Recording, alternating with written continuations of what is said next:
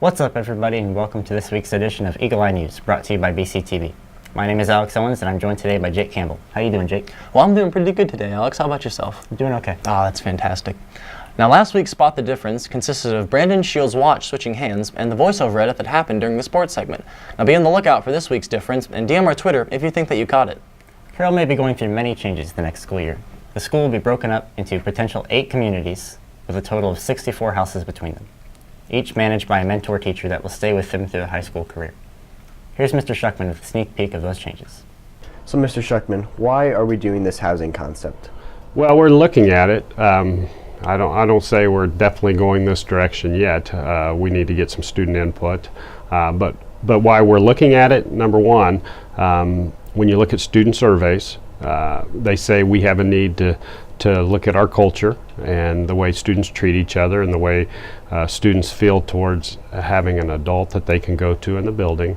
You know, when we've surveyed the teachers feel like there is a need to develop better relationships with the students. When you talk to parents, they feel like, you know, that students need a voice in the school, maybe a mentor, and so you have to look at a concept of how can we address these needs, and that's what we're looking at. How do you think this is going to affect the schedule? Well, our daily schedule will be affected. We look at meeting with your mentor teacher every day, some days for 10 minutes and other days for a longer period of time. Again, to develop relationships, you have to be with people for an extended period of time. Okay, and when do you plan on implementing this system? You know, we're going to move definitely forward with something next school year. And what effects do you think this will have on the Carroll community as a whole? Well, again, I go back. Carroll is a great community. It's a great school. It's a good school, and we want to move to a great school. And you know, we hope this enriches our culture, which is our mission. And we hope that students get a better understanding of what it is to care about others more than they care about themselves. That sounds pretty crazy. Hopefully these changes go well next year. Indeed, indeed. Now, with our recent late start day, we decided to go to the lunchroom and see what students typically do with their extra hour of free time.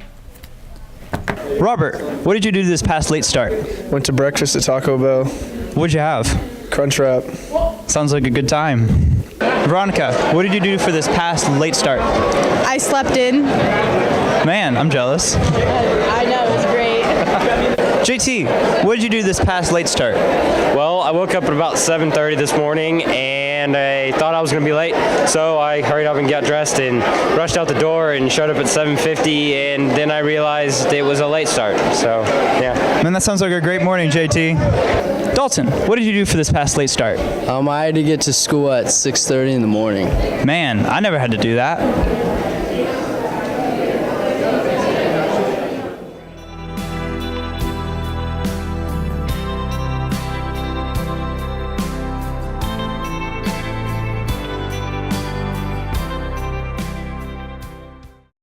Eagle Esprit is coming up, so everyone is breaking out their hidden talents in preparation. Do you have any special talents, Jake? Alex, please, we don't have enough time in this broadcast for me to list all of my special talents. Of course.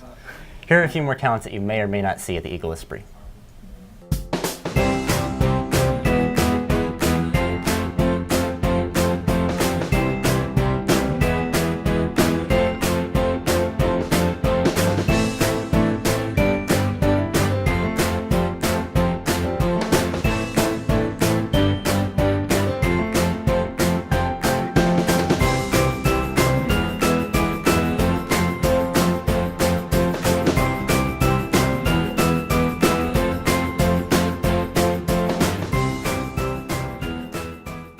Those are some pretty interesting talents. Boy, I'll say.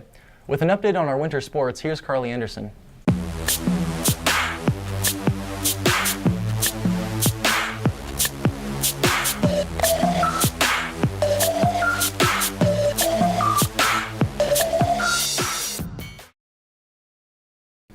The boys bowling team is currently ranked 11th in Kansas and 6-2 in City League.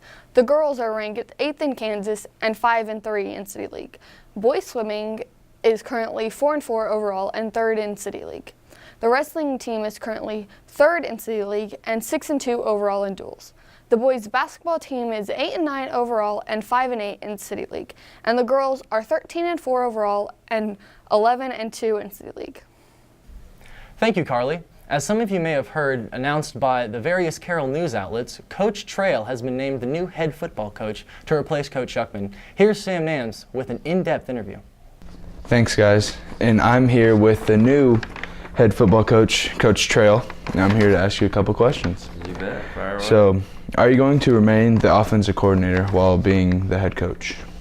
Yes, one of my responsibilities, I think, as the head coach is to hopefully bring up the next generation of coaches, and that's what we're going to work on and try and do. So we're going to bring some young guys in. Coach Manns is going to move up from the freshman level, and he's going to take over the offensive coordinator spot. And he and I are going to work closely together, and hopefully within a year or two he'll feel comfortable enough in that position that he can take that over. And then what are you looking forward to in this upcoming season? Well, I'm looking forward to what I've always looked forward to, and that's to see how this team comes together, develops, the commitment they make to each other, the sacrifices they make for each other. That's what I get excited about every year. And then final question, what are you planning to do, or when are you planning to fire/let go of your defensive coordinator? Well, actually, our defensive coordinator is getting a promotion. Coach Nance is going to become the associate head coach.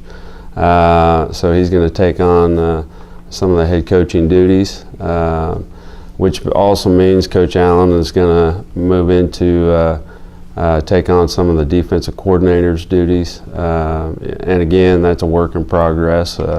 We're still trying to figure all those things out. But I would not, that would be the furthest thing I would want to do is fire our defensive coordinator. Even though he can get under my skin from time to time. So. Well, thank you, Coach, for your time. Good luck next year. I appreciate it. Back to you guys. Thank you, Sam. In the weeks ahead, we've got several events coming up. We don't have school on Friday the 17th for a diocesan in-service, Monday the 20th for President's Day, and a 1-hour early dismissal on Thursday the 23rd, and no school Friday the 24th due to parent-teacher conferences. The senior faculty game is Tuesday the 28th, and Ash Wednesday is the following day.